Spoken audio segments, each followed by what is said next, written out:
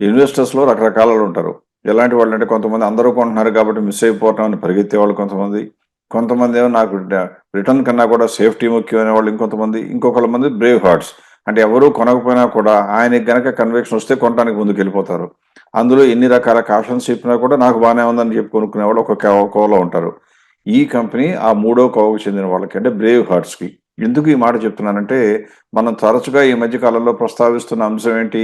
ఈ మధ్య కాలంలో నిఫ్టీలో ఉన్నటువంటి లార్జ్ క్యాప్ అంటే నిఫ్టీ అనే కాదు. లార్జ్ క్యాప్ స్టాక్స్‌కి, మిడ్ క్యాప్‌కి మధ్యన ఎప్పుడు పోటీ వాతావరణం ఉంటుంది.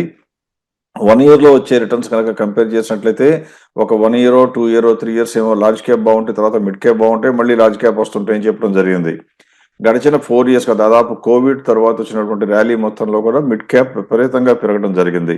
అది దాదాపుగా అయిపోవస్తున్నట్లుగా కనపడుతుంది కాబట్టి రాబోయే సంవత్సరంలో లార్జ్ క్యాప్ బాగుంటుందనుకున్నాం.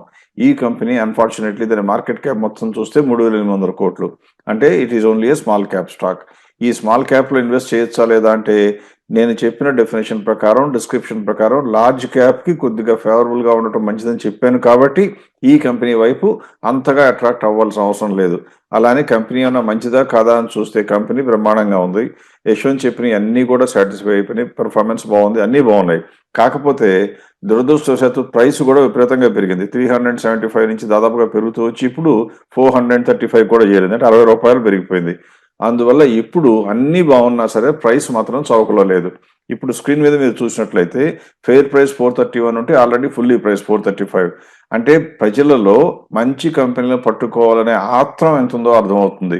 అది పెరగకపోయినా ఎంత రేట్ అయినా కొంటున్నారు. అందుకే చూడండి స్క్రీన్ మీద ఉన్న డేటా చూస్తే 375 నుంచి సరిగ్గా 4, 5 రోజులు, 10 రోజుల లోపల 435కి వచ్చేసిన రిజల్ట్స్ వచ్చే టైంకి. అంటే ఈ కంపెనీ గురించి న్యూస్ సమాచారం కొద్దిగా ముందే లీక్ అయినట్టుగా ఖచ్చితంగా కనపడుతుంది. ఇటువంటి కంపెనీల్లో అంటే సమాచారాన్ని గోప్యంగా ఉంచలేని కంపెనీల కార్పొరేట్ గవర్నెన్స్ గురించి మనం కొద్దిగా ఆలోచించుకోవాల్సిన అవసరం ఉంది. అందువల్ల ఈ కంపెనీ ఇప్పుడు కొనుక్కోవడానికి వీలవుతుందా? కాదు. ఉంటే ఉంచుకోవడానికి అవసరం అవుతుందా? అది కూడా కాదు. అమ్ముకుని బయటపడవలసిన విషయమే. కంపెనీ మంచిదే. కానీ ప్రైస్ బాలేదు. Price already fully sold price అయిపోయింది కాబట్టి నా లెక్క ప్రకారం ఇందులో ఉన్న క్యాష్ తీసి మనం క్యాష్‌లో పెట్టుకుంటే నెక్స్ట్ వీక్ ఇంకా రిజల్ట్స్ వస్తాయి కాబట్టి మంచి కంపెనీలు ఎన్నుకుందాం. అందులో ఇన్వెస్ట్ చేసుకుంటే అక్కడి నుంచి పెరగడానికి ఛాన్సెస్ ఎక్కువ ఉంటాయని నా నమ్మకం.